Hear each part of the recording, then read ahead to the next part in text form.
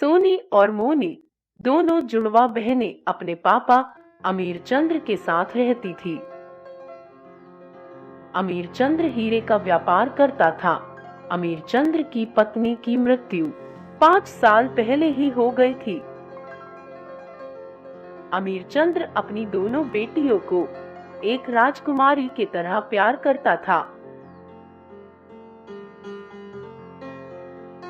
अमीर चंद्र के घर में रघु नाम का एक नौकर भी रहता था।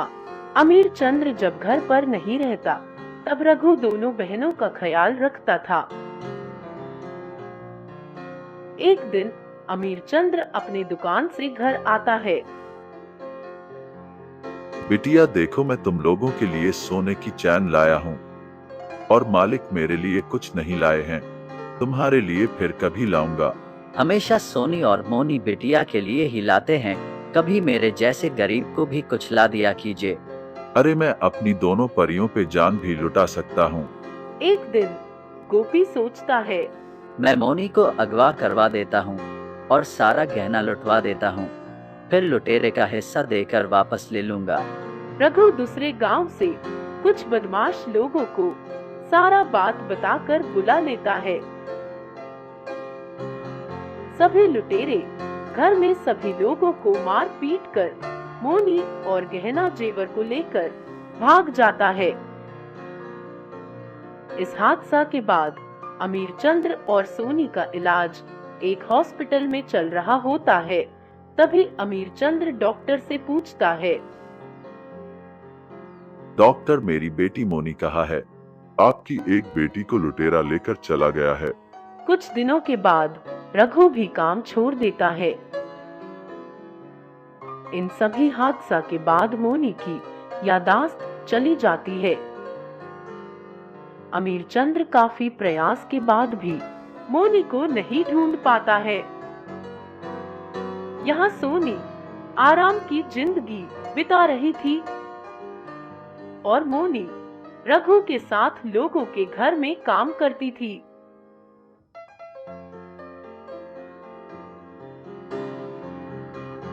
चाहकर भी रघु कुछ नहीं कर सकता था।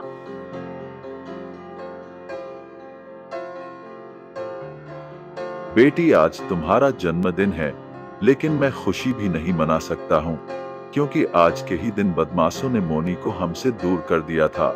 ना जाने कहाँ होगी मेरी बेटी। आप चिंता मत कीजिए, मैं आपसे वादा करती हूँ, मैं मोनी को ढूंढ कर लाऊंगी।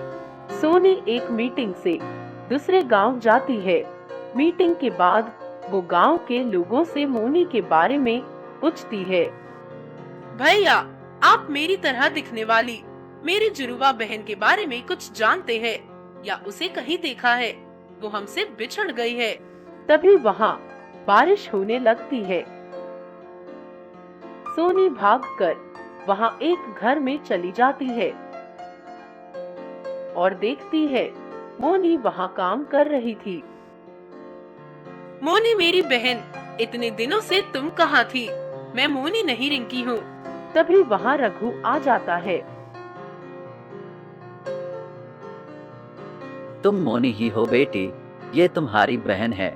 मैंने लोभ में आकर तुम्हें अगवा करवाया था और एक खुशहाल परिवार को मैंने बर्बाद कर दिया। मुझे माफ कर दो। सोनी पुलिस को बुलाती है और रघु को पकड़वा देती है। सोनी मोनी को लेकर वापस घर आती है। अमीर चंद्र दोनों को देखकर बहुत खुश हो जाता है। फिर सोनी पूरी बात अपने पापा को बताती है।